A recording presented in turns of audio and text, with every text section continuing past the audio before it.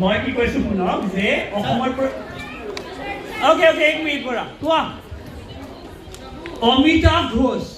বহুত বঢ়িয়া উত্তৰ কৰিছে এইটো Amitav Ghosh the answer looking for তোমাৰ নাম ওকে এটা অডিয়েন্সৰ প্ৰাইজ কৰিব লাগিলে চকুত চাব লাগে মানুহৰ চকুটো কেতিয়া চেঞ্জ নহয় আপুনি চাব বডিটো চেঞ্জ হৈ যাব পাৰে চকুৰ যিটো মানে সেই থাকে সেইটো সদায় একে থাকে তাৰমানে জন্মৰ পৰা মৃত্যুলৈকে আমাৰ চকুবোৰ একে থাকে এইটো চাইন্সে কৈ আছে বাট বডিটো চেঞ্জ হৈ যাব ধৰক বডি স্ট্ৰাকচাৰ অট'মেটিকেলি মানে বয়সৰ লগত চেঞ্জ হৈ যায় নেক্সট প্ৰশ্নটো আহিছোঁ এই কোনটো চাইডত যাম এইটো চাইডত যাম ওকে মোক কৈ দিব অলপ নহ'লে গড়বড় হৈছে একচুৱেলি এইটো চাইডত আহিছোঁ কোনেই ক'ব একো নহয় এতিয়া কওক তোমালোকে কাৰণে নহয় হাজৰিকা ভূঞা নহয় গৈ তাক মই জয়ন্ত এটা বিগ ফেন হয় মোৰ ভাল লাগে জয়ন্ত হাজৰিকা আৰু answer will surprise you answer will surprise you কিনা depend কৰোৱা আৰু কিবা বাবা মই কৈ আছো লাহে হিৰেন কথা charge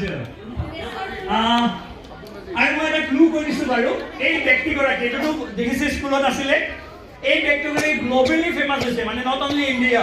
he is now famous all over the world কৈছোঁ মই অৰূপ কুমাৰ দত্ত নহয় গৈ এইটো আনচাৰ আহিছে এইটো আদিল হুছেইন হয় ৰে ফেণ্টাষ্টিক বহুত বঢ়িয়া উত্তৰ কৰিছে এয়া আদিল হুছেইনৰ ফটোগ্ৰাফ আপোনাৰ নাম নীলাক্ষী চক্ৰৱৰ্তী মেডামে আনচাৰ কৰিছে এটা বডিয়েজ প্ৰাইজ দিব লাগে আদিল হুছেইনৰ আৰু ননিত দিছে আৰু আদিল হুছেইন আমি জানিব গ্ল'বেলি সৰু জগাৰ পৰা আহি মানে পজিটিভ নোটত কৈছোঁ গোটেই ৱৰ্ল্ড ফেমাছ হ'ব পাৰিছে নেক্সট প্ৰশ্ন যাওঁ এইটো চাইডত আহিম অলপ প্ৰশ্নবোৰ বেলেগ টাইপৰ আহিলে ভাল লাগে চবেই চিঞৰি থাকে ন নিশ্চয়িবা কথা নক'বা অলপ পিছত কৈ এতিয়া মই কওঁ ছাৰ তোমালোকে কুইছে গ'লে তোমালোকক ক'ব লাগিব মই শুনিম হ'ব অ'কে বঢ়িয়া চ' নেক্সট প্ৰশ্ন আহিছে এইটো চাইডত কৈছোঁ এক মিনিট ৰ'ব প্ৰশ্নটো কি হয় ভূপেন হাজৰিকা মই বুজি পাইছোঁ এতিয়া শুনা আগতে শুনি লোৱা মই এতিয়া কৈছোঁ ভূপেন হাজৰিকাৰ কুইজত শুনিব নোৱাৰি ভূপেন হাজৰিকাৰ কুইজত শুনিলে বেয়া হ'ব আৰু ভূপেন হাজৰিকাৰ মাকৰ নাম কোনে সুধিলে কি কৈ আছিলে ভূপেনৰ মাকৰ নাম শান্তিপ্ৰিয়া সেইটো হয় বাৰু মই জানো বহুত বঢ়িয়া প্ৰশ্নটো এইটো নাছিলে প্ৰশ্নটো দেখাৰ পিছত আপোনালোকে হাত দাঙিব আনচাৰটো কৈ নিদিব মই একেলগে আহিম সকলোৱে একেলগে ক'ব লাগিলে একচুৱেলি কোনে প্ৰথমে কৈছে দিগদাৰ হ'ব গতিকে আপোনালোকে হাত দাঙিব মই এজনকে আহিম কোনোজন পিছৰ পৰা আনচাৰটো চিঞৰি কৈ নিদিয়ে আৰু প্ৰতিটো শুদ্ধ উত্তৰৰ বাবে আপোনালোকক আমাৰ অসম গ্ৰন্থমেলাৰ তৰফৰ পৰা এখন কিতাপ আৰু নগদ ধন দিয়া হ'ব প্ৰতিটো প্ৰশ্নতে আপোনালোকে এখন কিতাপ আৰু আমি নগদ ধনৰ তেওঁলোকে ব্যৱস্থা কৰিছে তোমালোকে অলপ পিছুৱাই আহিলে ভাল হয় মই যিহেতু তলত আহিম অলপ পিছুৱাই থাকা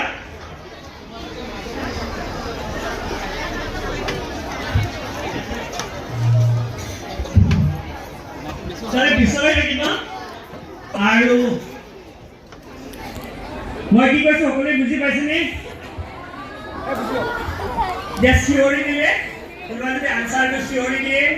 মই থেংক ইউ বুলি ক'ম বুজিছেনে এতিয়া আৰু এইটো প্ৰতিযোগিতা হৈ নাথাকিবগৈ গতিকে এনেকুৱা বহুত প্ৰশ্ন আছে আপোনালোকৰ ফালে আহিব এইটো মই চিঞৰ নহয় মানে এনেকুৱা নহয় আৰু চবে দেখিলেই কৈ দিব গতিকে সেইটো চিন্তা কৰিব নালাগে নাহিব বুলি বহুত প্ৰশ্ন আছে যিমান টাইমে পাৰ্মিট কৰিব মই কণ্টিনিউ কৰিম ইয়াতে কিছুমান স্লাইডৰ কুৱেশ্যন আহিব কিছুমান অডিঅ' ভিজুৱেল আহিব আৰু কিছুমান ড্ৰাই কুৱেশ্যন আহিব যিহেতু ইয়াৰ প্ৰশ্নবোৰ হৈছে অসমৰ ওপৰত প্ৰশ্ন দিছোঁ মই সাহিত্যৰ ওপৰত লগতে কালচাৰৰ ওপৰত কিছুমান কুৱেশ্যন আছে লগতে অকল অসম বুলিয়ে নহয় আৰু অসম নৰ্থ ইষ্ট ৱৰ্ল্ডৰ কিছুমান লিটাৰেচাৰৰ ওপৰত কুৱেশ্যন এটা মই দিছোঁ মেইনলি আমি টাৰ্গেট কৰিম অসমৰ কালচাৰ লিটাৰেচাৰ চ' আৰম্ভ কৰিব কাৰণে বঢ়িয়া চ' আৰম্ভ কৰাৰ আগতে আমাৰ অসম গ্ৰন্থমেলা 2023 চনলৈকে এটা হাত চাপৰি বজাবলগীয়া আপোনালোকে এই অনুষ্ঠানটো পতাৰ কাৰণে এতিয়া প্ৰশ্ন আহিব এটা এটাকৈ আহি থাকিব স্ক্ৰীণত আপোনালোকে প্ৰশ্নবোৰ চাব প্ৰশ্নবোৰ ভালদৰে পঢ়িব তাৰপিছত হাত দাঙিব লগতে মই আৰু এটা অনুৰোধ তোমালোকে অলপ বহি ল'বা নে নহ'লে পিছৰখিনি নেদেখিব সকলোৰে সুবিধা হ'ব লাগিব ন জগাটো সৰু হৈছে একচুৱেলি উপায় নাই আৰু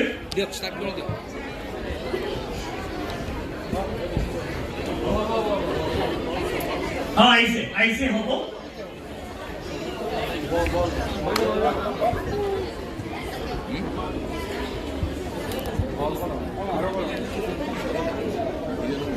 বেছি বহল নকৰিব প্ৰশ্ন ওলাই যাব হ'ব স্ক্ৰীণখন কুৱেশ্যনটো ওলাই গ'লে বেয়া হ'ব আৰম্ভ কৰিছোঁ দেখা পোৱা নাই এতিয়া দেখা নাপালে আৰু কেইখনমান স্ক্ৰীণ লগাব লাগিব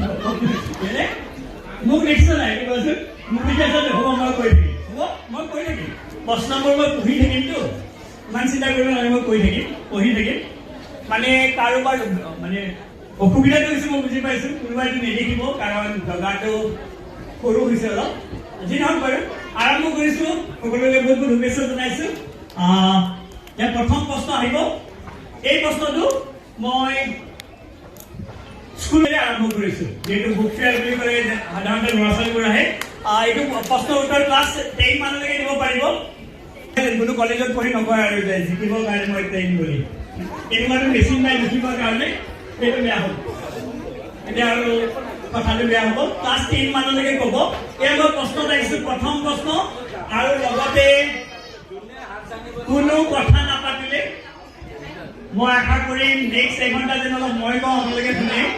আপুনি বুজি নাপায় নেকি ইমান ডাঙৰ মানুহ দেখা আপোনালোকে আপোনালোকে চাইডত যাব অলপ চাইডত যাব আপুনি লগত লাগি থাকিব অলপ যোনে জানিব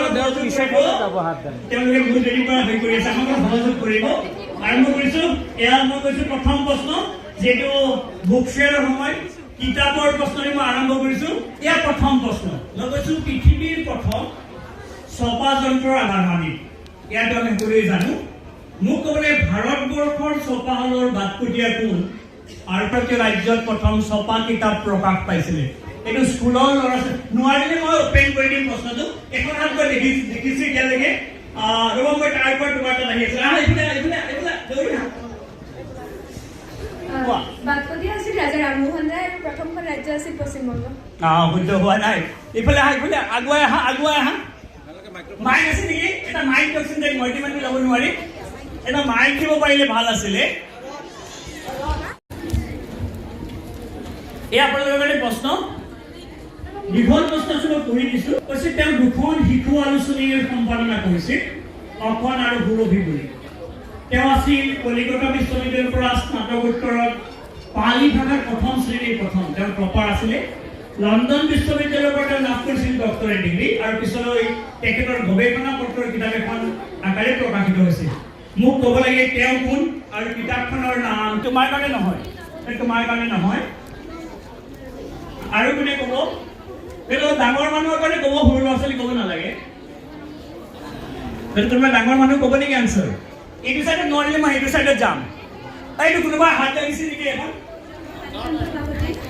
কওক বাণীকান্ত কাকতি নহয়গৈ আপুনি যিখন কৈছে সেইখন মই বুজি পাইছোঁ সেইখন নহয়গৈ আৰু কিবা এইটো চাইডত নোৱাৰিলে এইটো চাইড মই আহিম কোনোবা আছে নেকি এইটো চাইডত অ'কে মই মোৰ ৰাইট হেণ্ডত আহিছোঁ এইটো চাইডত আহিছোঁ কোনোবা এখন ডক্টৰ লক্ষীনন্দন বৰা নহয়গৈ